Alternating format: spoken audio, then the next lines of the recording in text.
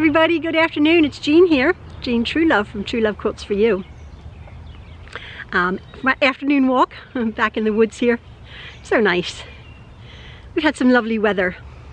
I just wanted to address something. A couple days ago I had made a video that I put up of Maxwell, our son, our youngest son. He's 21 years old. He's autistic. Most of you know that.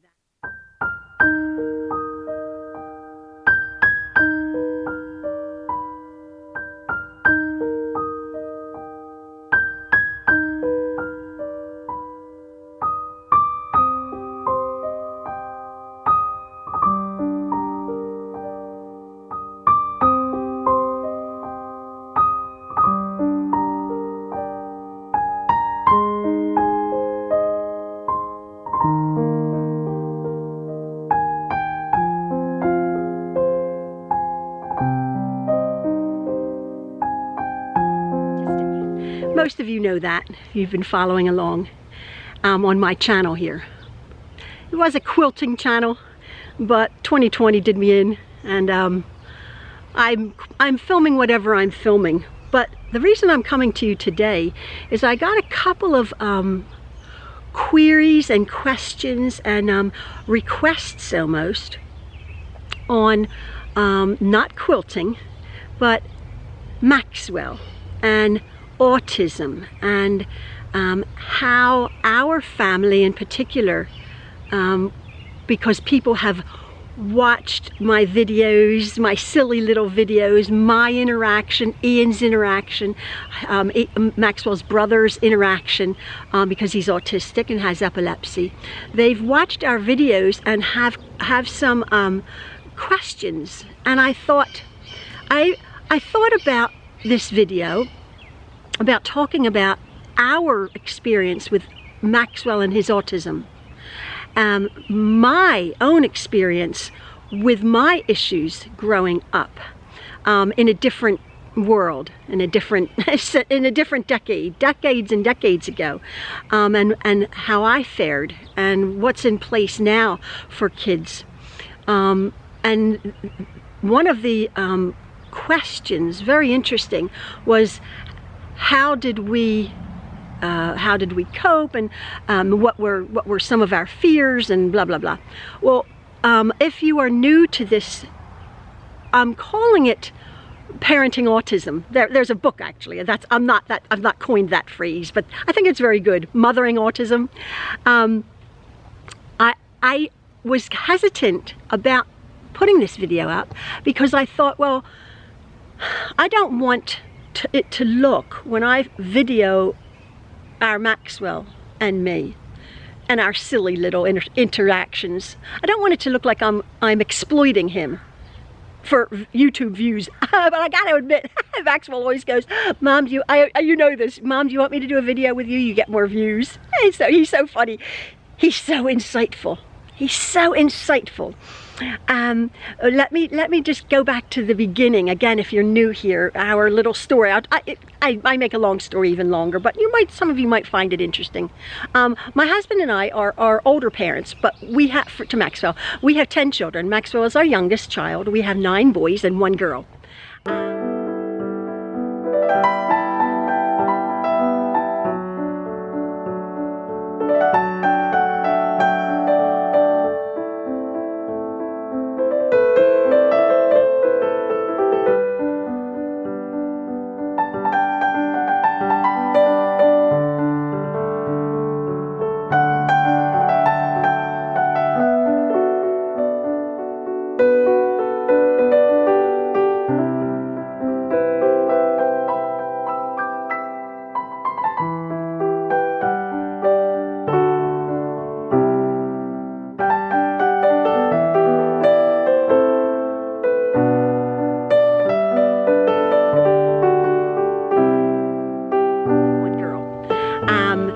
The girl was number 8. We were not trying to have a girl. I would have stopped after 5, 6, 7 boys. We went on to have 2 more boys after Maxwell, after our daughter. Our 9 oldest children are our oldest son's nearly 40. They have children. We have 16 grandchildren. Everybody is functioning and beautiful and well, la la la.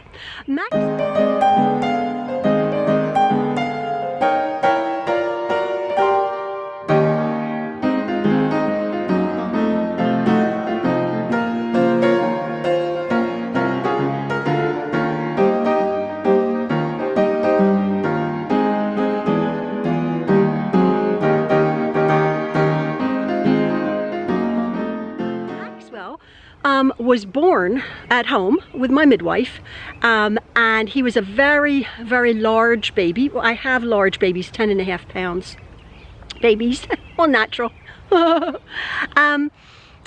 His birth, I was 43 years old, was a lot more difficult than my births at 24, 25 years old, and for 2 decades, the 80s and the 90s, I was giving birth. I was pregnant 13 times. I lost 3 babies, and I've given birth to 10 healthy babies. Let me just say, Maxwell's birth, according to the midwives, is straightforward.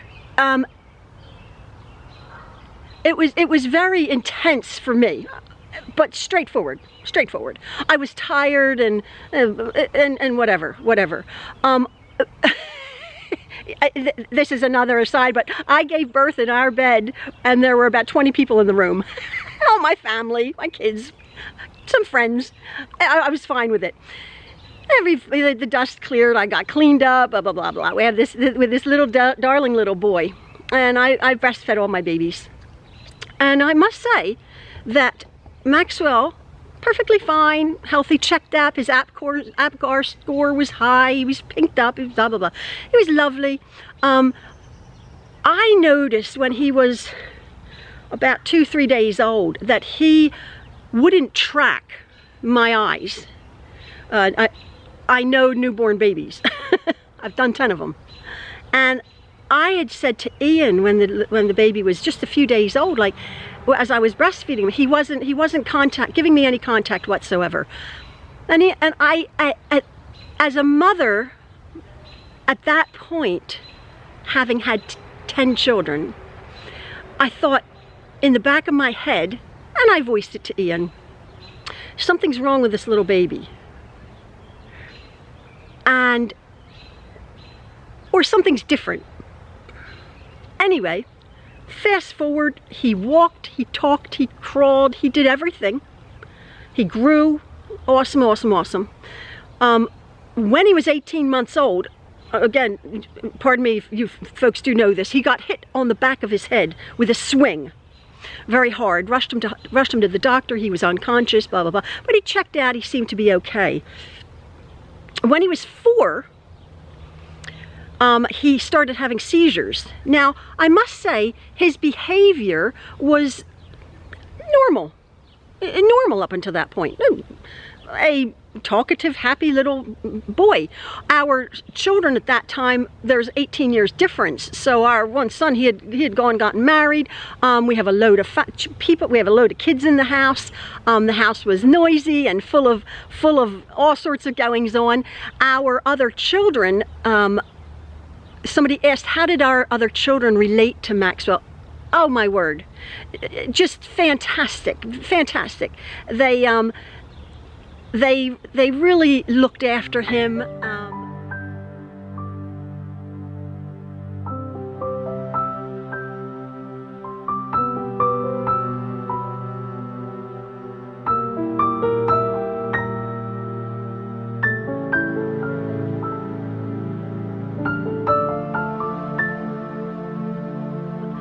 He was the baby, but they didn't spoil. We don't have spoiled children. Even our daughter, she's not spoiled. I don't like that term.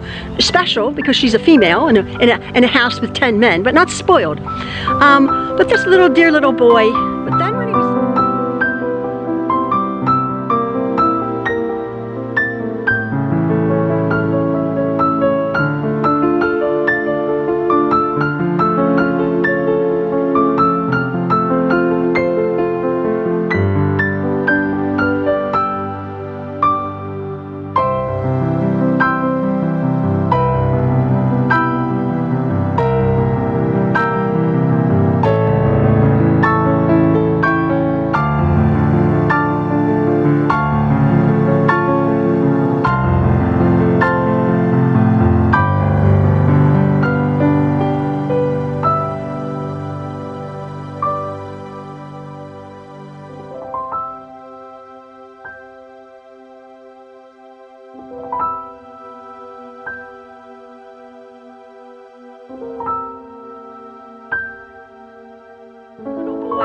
then when he was 4 years old, he started having seizures.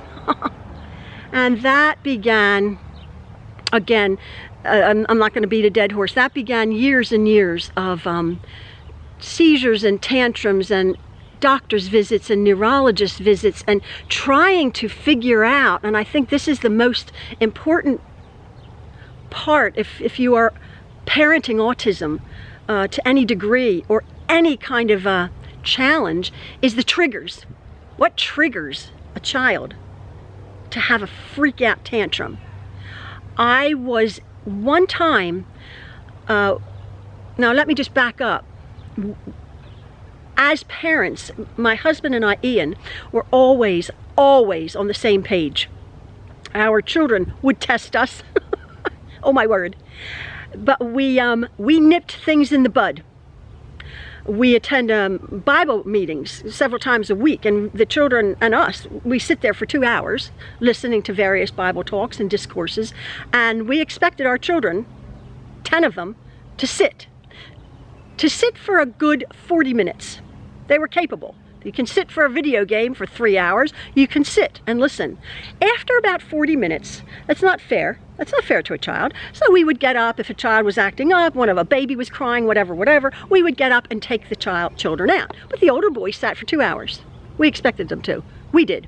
It was an educational program, Bible course, and we expected them. And they did. They did. And they did quite happily. Maxwell, at one point, why I'm saying this is I was in Walmart one day, and I had done a large shop. All 10 children had lived at home, and I needed help, so I had 3 children with me, 3 little children, to help with the carts and to help with the shopping and everything. And it was a lovely cashier who had seen me before, and I always was chatting and talking to her, and she would always, she was a lovely Eastern European woman, such a sweet person. Well, all of a sudden, she knew me, and she knew I had a large family, 10 kids, and blah, blah, blah. And all of a sudden, Maxwell had a fit, a tantrum, and he was screaming and arching his back, and that didn't ever happen to me. And if it did, immediately, we were the parents that took the kid out of the store. I'm not saying that our kids didn't have tantrums. Of course they did. They threw themselves on the floor, but like they were taken out of the store and dealt with. But I was getting the groceries onto the conveyor belt. I was halfway through my order. She was ever so kind, and our little children, it was I believe Francois, Malia, and Niles, our other children who were like 8, 7, and 6, were like watching Maxwell have this fit, but he couldn't help it, and it wasn't a parenting thing. And at that point, I was dripping. I'm not one to make a scene, like in a shop, like shut up, you want to be smacked or anything like that. It was just like, okay, you're in control, Jean. We're in control of our children. They do not control us. But I was like inside, I was dying. I thought, oh, but I had this shop. Anyway, the assistant quickly, she bagged, she helped us. And that was a first. He was about 4 or 5. That was a first of these outbursts. And I was trying to figure out the triggers. So that started about, again, with his schooling, about 4 or 5 years of horribleness. Horrible. Trying to figure out his triggers. Was it a smell? Was it was it wind blowing? Was it fluorescent lights? Absolutely. Was it noise? Was it crowds? All of these things are triggers for children with autism or any kind of sensory issues.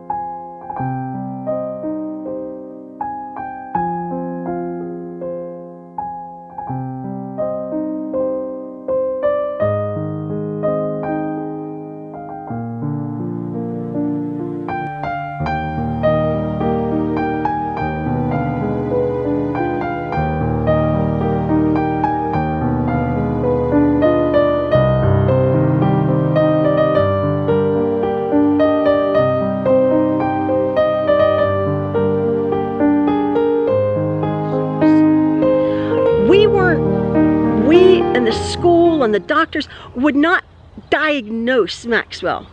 And having raised 9, as I always say, intact children, I once said on this channel, oh, you know, we have 9 whole children, 1 broken child. And somebody of course took umbrage at that. And then somebody said, yeah, Maxwell got smashed in the head. His head got broken. It got broken. It caused him to have epilepsy. He had a blow to his head. So we're all broken to a certain extent. I was broken. I did terrible in school. Looking back at it, am I on the spectrum? Probably. Asperger's? Probably. I've done these sort of like a Cosmo test, you know, fill out the questionnaire and see if you have autism or something. I've done that, and it said, yeah. I absolutely believe that. But back in the 60s and the 70s, you know, it was unheard of. But now it's heard of. I mean, what are the statistics of kids with autism? I remember when the movie Rain Man came out with Dustin Hoffman and Tom Cruise. It was almost unheard of. This savant, this autistic savant. And now, it seems just common, parenting autism. So many people, so many parents, so many grandparents who are helping raise their grandchildren are dealing with these poor, dear children. There's something called sensory perception, something. Now I have to address that. Meaning that clothes or certain textiles or certain things against skin, like they crawl out of their skin. Now I'd heard about that, and I didn't put 2 and 2 together. I have to tell you very quickly, Maxwell's, as you know, Maxwell's a dear darling. I do now. It's just the 3 of us. But when we lived at home, about the last several, most of the children are out of the house and married, but there was 2 or 3 kids living at home, and I did laundry. Oh my word, I did 10 loads of laundry every day, sometimes 12 loads every day. I had a laundromat. I had 2 washers and 3 dryers downstairs going. I ran like a small hotel for 12 of us. And so I would do laundry. I didn't mind. That was my job. I didn't mind. But I would always notice that Maxwell had tons of laundry. and I'd get annoyed. I'm like, what the heck? Why do you have 4 outfits a day? Didn't think anything of it because I was just in the raising kids mode and doing laundry. Well, now that we live here, we live with just Maxwell. Since we've moved. I went from a laundromat in our basement to a stacked washer and dryer in a closet, which is fine. There's just the 3 of us. Maxwell still generates so much laundry. And I keep thinking to myself, the last few months, and I would have a go at him, like, stop wearing so many clothes. Why? Like, are these clean? Are they dirty? I'm trying to put them away. There's stuff on the floor, because he's a messy young adult, teenager. I'd go in and help him, and we have an organizational system that sometimes he follows, sometimes he doesn't. But just the other day, I was annoyed. I'm like, why in the world am I washing these clothes? Why are there 20 pairs of socks on the floor at Maxwell? And he sort of got, again, wide-eyed, and he looked at me. We have a very good line of communication. And he said, my clothes bother me. And I said, what do you mean they bother you? Now, I don't get real good clothes for Maxwell, but I get nice clothes for him, and you know, he looks nice. He said they start to itch me, and I really have to take them off. And then I put them on the ground, and of course they get dirty. And I thought, and I was like, oh, like is it like your knit shorts? Or is it like your cotton t-shirts? Or is it a woven dress shirt? We get dressed up for our Bible meetings, still our Zoom meetings. Is it your suit? And he said, it's sort of everything. And I felt so bad. That's a trigger. He's 21 years old, and I never realized that. And I said, and he said, and he was all apologetic, like, oh, I'm so sorry. And I'm like, I said, well, and then I realized. So what I'm saying, it's ongoing. We sort of tried to figure Maxwell out when he was 4 and 5 and 10 and 15 and 18, and it's still ongoing. And yet, I think I think our coping with his issues is an incredible matter of acceptance.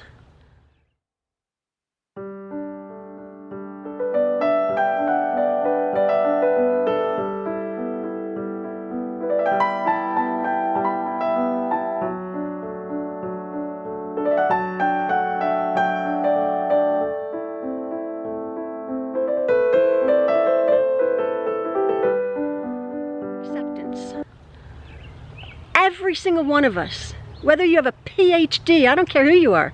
I don't care who you are. We all have issues, and we're all broken, slightly. We're all imperfect. We all make mistakes. Our spouses make mistakes. Our children make mistakes. Some more so than others. But I really do think it's love, obviously. Oops. I'm not going to answer that. It's love and it's communication. Oops, sorry about that. It's love and it's communication. It's communicating. I have no trouble talking, as you can see. And having raised all of these children, sometimes they were out of control. Our older boys put us through horribleness for a while there, teenage boys. But I think the line of communication, if you can communicate, even with an autistic child, unless they're deaf, and even then you can use sign language. If you can communicate, if you can tell that child or that adult that you're not understanding why they did that, could they explain it to you? Or maybe they're nonverbal, but you can observe. You can observe. Maxwell's very high functioning, as you see. But we are constantly, from day one, when we figured out, oh, he really has some problems, until we got his epileptic medication. That was a 4-year nightmare. To see his neurologist, until we got his schooling sorted out. That was a nightmare. It did not come overnight. But us as a family, the Truelove family, our children, our older children, my husband, myself, and our extended family and friends really believe in talking about everything, the good, the bad, and the ugly. About us, about them, about a situation. And then sometimes we would have, often when our children all lived at home, as a family, we would call a family meeting. And we had gone through a particularly excuse the helicopter. Okay, let that go. Whew, loud.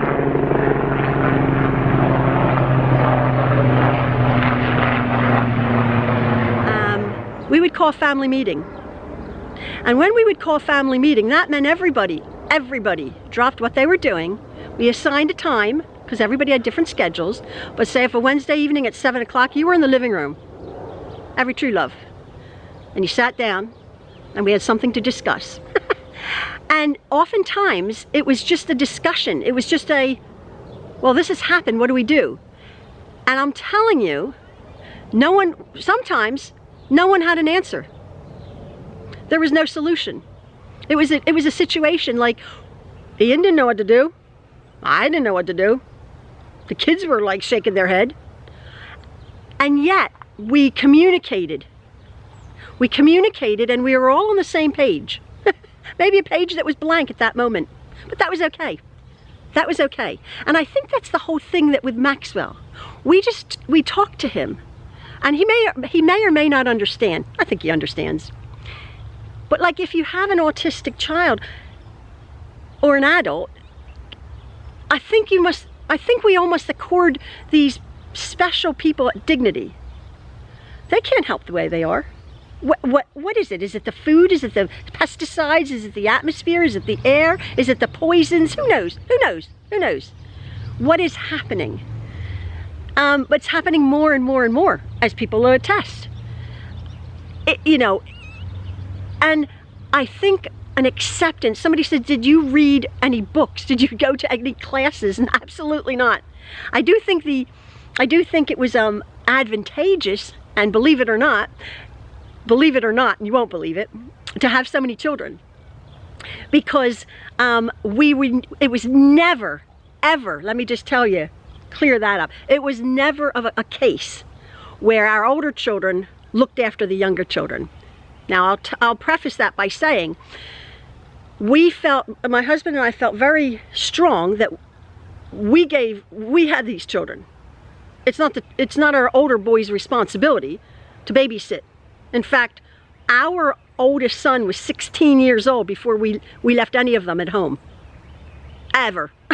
Alone. I was a stay-at-home mom looking after our children. I was blessed enough to be able to do that. And it was our responsibility to raise our children. Having said that, obviously, we were a team, and am I saying to a kid, go upstairs and get me so-and-so? Absolutely, absolutely. Or I have to go to the bathroom, just make sure the kid doesn't drown in the swimming pool? Absolutely. But in general, we didn't put that on our other children, and we respected our other children. They were children, not the parents. Not their responsibility. And yet they had to accord us the dignity that if we were having a bad day dealing with them, they had to accord us as I said, they had to accord us the dignity of me having a bad day, or if I snapped because you rotten kids made me snap. They had to understand that. And I think that comes back to a line of communication. If you watch me with Maxwell and my husband, it's very much we ask questions of him. And when you ask a question, it's a teaching skill, but it's also, you're putting the burden on somebody else. It's a very good thing for a conversation dialogue to give not the burden and the responsibility and the privilege for the child or the adult to answer for themselves. Too often, if you have a child with challenges or issues, perhaps we don't credit them for what they are capable of because we are concentrating what they're not capable of. And that's unfair. That's what happened to me in my schooling. And as you know, I have a very, very negative view of the school system, because for 12 years, I couldn't do math. I couldn't sit still. I couldn't do this. I couldn't do that. What I could do is I could learn how to sew. I learned how to type, and I learned how to turn a wood lathe in wood shop. But math, and I liked English, but math and history and geography, I couldn't do it because I had problems. But the school could have cared less. Could have cared less. They rubber stamped me through and gave me a diploma. Maxwell, who's done so well, as you know, we're having this diploma thing. He's done so well in what he can do. And I think that it's been a wonderful thing. We finally got Maxwell sorted out within the school system. And I'm telling you, people, thump the tables. Get help. There are organizations, then there are programs to help our children. If a child has problems with noise or crowds or lighting, demand a schoolroom, a classroom with 6 kids in it, with no noise, with fluorescent lights that have filters. That's what we did. That's what we did. We had to get a doctor's note from the neurologist, but that's what we did. And then Maxwell was placed where we were comfortable. And at one point I'm like, well, if he's not comfortable, well, then we'll take him out of school. And I think that not the highlight, but a turning point in dealing with a reticent, I shouldn't say a terrible school system, a reticent school system to try to get Maxwell placed in what was 5th or 6th or 7th grade, I forget, I was in a meeting. I was called to a meeting. My husband usually would come. We would have both. My husband would always mostly come to the doctor's visits or the schooling visits. We did it as a team. But this one time, I had to attend a meeting, and I'm not kidding, with maybe 13 officials, principals and superintendents and guidance counselors and team members. I was shaking in my boots. You have to understand, I hated school. I'm in a school boardroom with all these officials trying to advocate for our child. I just prayed about it and give me the dignity to handle the situation. And I was listening and listening and listening, and they had an agenda, and they were not going to help. They were not. And I had requested that the meeting minutes be recorded. That's all. My husband had said that. So they were. And just for documentation purposes. So they talked and talked and talked. And they wanted Maxwell to do this and that, or be here and there and there. And we wanted him out of, temporarily, we wanted him out. We wanted him away. It was not working. We had done our homework, we had done our due diligence, we had realized there was another course, there was another school, blah, blah, blah, blah. That's what we wanted. And they did not want to do that. Nope. They didn't want the transport, they didn't want to do that. And I don't know whether it helped or not, but I remember sitting there listening and thinking, with sinking feeling, like, I can't fight this system. I always say we're lovers, we're not fighters. I don't want confrontation. We just want people to do what they want to do with it. Anyway, I remember saying, after it was always like, you know, well, Mrs. Truelove, this is it. I remember saying, you know, again, and I mean it, I'm not being sarcastic, which a lot of times I am, but like, with all due respect, you know, all you people here have more letters behind your names than are in my entire family. You're all professionals. You all have degrees. You are all certified. You all have your documentation. You all have your plaques up on the wall. I said, and you're thinking you know what's best for Maxwell. I said, I just want to tell you this. I said, not one of you love our son. Not one of you. I said, we love our son. His brothers and sisters love him. My husband loves him. Our dear friends love him. And we know what's best for him. You don't. Because you don't love him. Oh, where that came from. Well, it shut them all up. It shut them up. And I said, because we love him, we are going to do what's best for him. And you are going to do what's best for him. And then the whole tone changed. I don't know, I wasn't like a philosophical weirdness or anything coming out. It was just like true. It's like, we love our children. We love them. And I think the upshot of it is, how can people cope? How can grandparents cope? How can parents cope? Just love. You just love them. Don't focus on what our children can't do. If they can't go to the shop without having a freak out, go have somebody look after them for an hour and go by yourself. But ask them, accord them the dignity. Why can't you sit? They may surprise you. Maxwell has surprised us with his insight. Oh my word. Oh, he's autistic. He is the most insightful person. If I'm upset, or if I'm annoyed, or if I'm angry, or if I'm something, Maxwell knows instantly. He knows about his sister-in-laws and his brother, and he'll pull somebody up on it. Like, oh, you know, oh, you shouldn't have done that because so-and-so. But like, he can't, you know, but he misses the hamper. But we have to give our children more than I think society wants to give them. I had no trouble hanging a label. Maxwell's autistic. Maxwell's epilepsy. But that doesn't mean that Maxwell's a lesser person.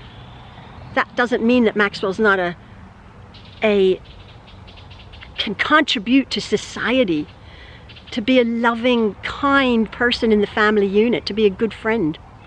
It means nothing. He's wonderful. And all of you people who have these lovely special kids, they're wonderful. Concentrate on what they can do. You're the adult. You're the adult. I would get frustrated. I'm not perfect. Maxwell annoys us sometimes. But then we tell him. He tells us. Sometimes I'm annoying. Maxwell will tell us. We'll talk to our other children. We talk to our other children exactly the same way. They will tell Maxwell. because they're grown men and women with children of their own.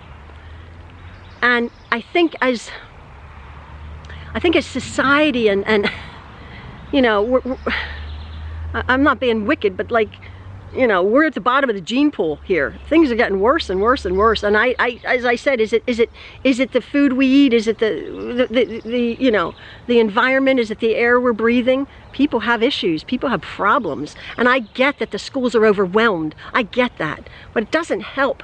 It doesn't help to argue. It doesn't help. It helps to be firm and determined, but not argumentative. Just, you know, we're going to look after our children. We're going to expect they can do this.